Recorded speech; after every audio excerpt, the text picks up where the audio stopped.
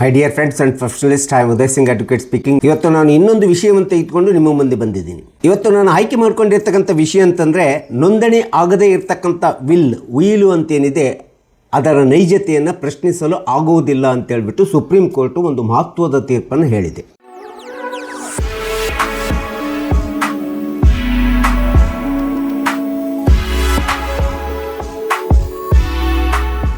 ಈ ವಿಡಿಯೋ ಮೂಲಕ ನಾನು ನಿಮಗೆ ತಿಳಿಸಲಿಕ್ಕೆ ಪ್ರಯತ್ನ ಮಾಡ್ತಾ ಇರ್ತಕ್ಕಂಥಂತಂದರೆ 25/5/2026 ಸರ್ವೋಚ್ಚ ನ್ಯಾಯಾಲಯ ಈ ಒಂದು ವಿಷಯದ ಬಗ್ಗೆ ಒಂದು ಅತಿ ಪ್ರಮುಖವಾದಂಥ ತೀರ್ಪನ್ನು, ಜಡ್ಜ್ಮೆಂಟನ್ನು ಕೊಟ್ಟಿರ್ತಕ್ಕಂಥದ್ದನ್ನು ನಾವು ನೋಡ್ತೀವಿ.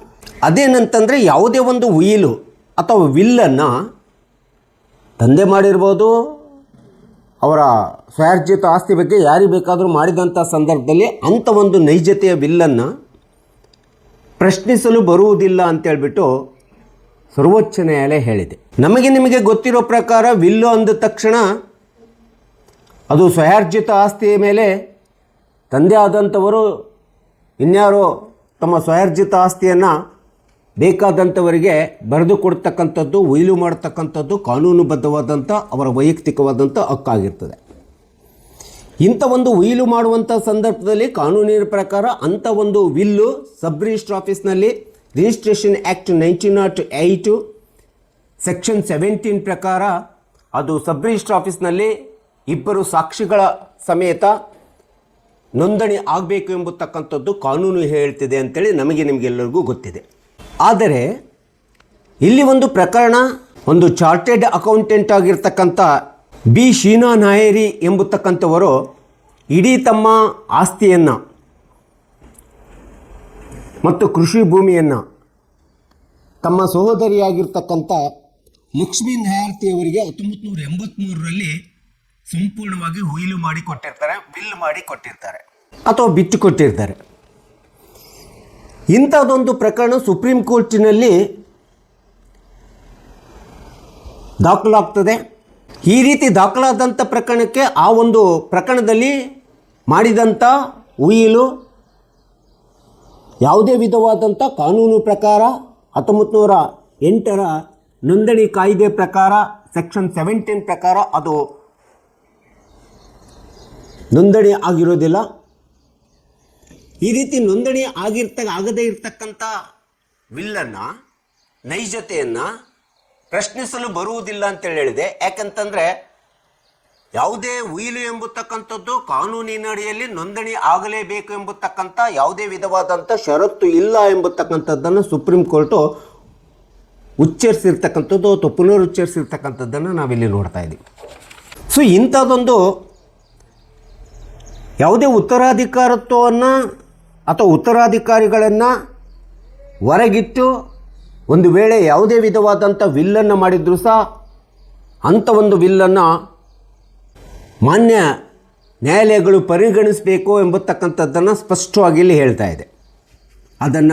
ಅದರ ನೈಜತೆಯನ್ನು ಪ್ರಶ್ನಿಸಲು ಬರುವುದಿಲ್ಲ.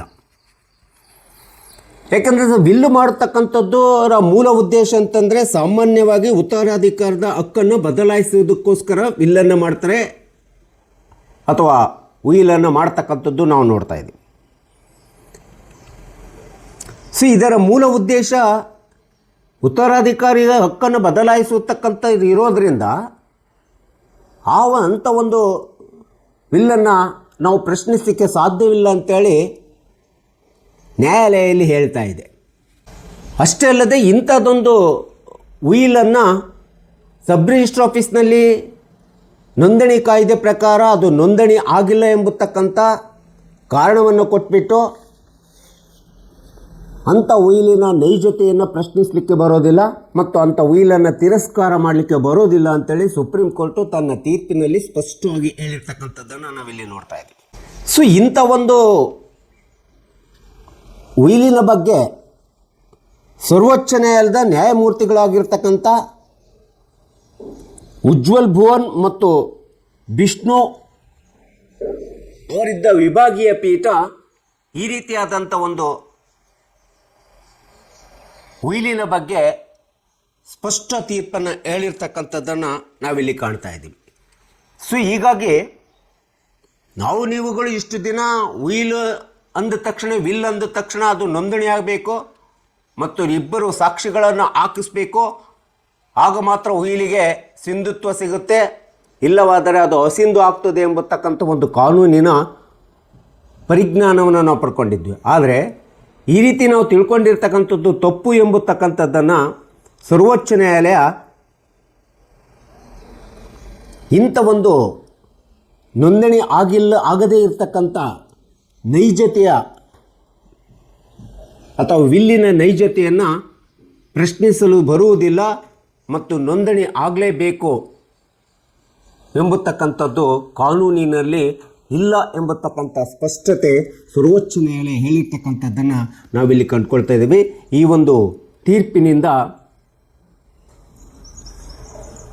ನಮಗೆ ಸಿಗುತ್ತಕ್ಕಂಥ ಒಂದು ಸ್ಪಷ್ಟ ಉತ್ತರ ಅಂತಂದರೆ, ವಿಲ್ಲು ರಿಜಿಸ್ಟ್ರೇಷನ್ ಆಗಿಲ್ಲ ಅಂದರೂ ಕೂಡ ಅದನ್ನು ಎಕ್ಸಿಕ್ಯೂಷನ್ ಮಾಡ್ಬೋದು ಎಂಬತಕ್ಕಂಥದ್ದನ್ನು ಕಕ್ಷಿದಾರರು ಮತ್ತು ಸಾರ್ವಜನಿಕರು ನೀವುಗಳೆಲ್ಲರೂ ಸಹ ತಿಳ್ಕೊಳ್ಳಿ ಎಂಬತಕ್ಕಂಥ ಹಿನ್ನೆಲೆಯನ್ನು ಇಟ್ಕೊಂಡು ಈ ವಿಡಿಯೋನ ಮಾಡಿದ್ದೀನಿ. ದಯವಿಟ್ಟು ನನ್ನ ವಿಡಿಯೋ ಇಷ್ಟ ಆಗಿದ್ದರೆ ಶೇರ್ ಮಾಡಿ, ಲೈಕ್ ಮಾಡಿ, ಕಮೆಂಟ್ ಮಾಡಿ ಮತ್ತು ನನ್ನ ಚಾನಲ್ಗೆ ಇನ್ನೂ ಯಾರ್ಯಾರು ಸಬ್ಸ್ಕ್ರೈಬ್ ಆಗಿಲ್ಲ ನೀವೆಲ್ಲರೂ ಸಬ್ಸ್ಕ್ರೈಬ್ ಆಗಬೇಕಂತ ಕೇಳ್ಕೊಳ್ತಾ ಇವತ್ತಿನ ವಿಷಯಕ್ಕೆ ವಿರಾಮವನ್ನು ಹೇಳ್ತೀನಿ. ಇನ್ನೊಂದು ವಿಷಯವನ್ನು ತೆಗೆದುಕೊಂಡು ನಿಮ್ಮ ಮುಂದೆ ಬರ್ತೀನಿ. ಜೈ ಹಿಂದ್, ಜೈ ಕರ್ನಾಟಕ.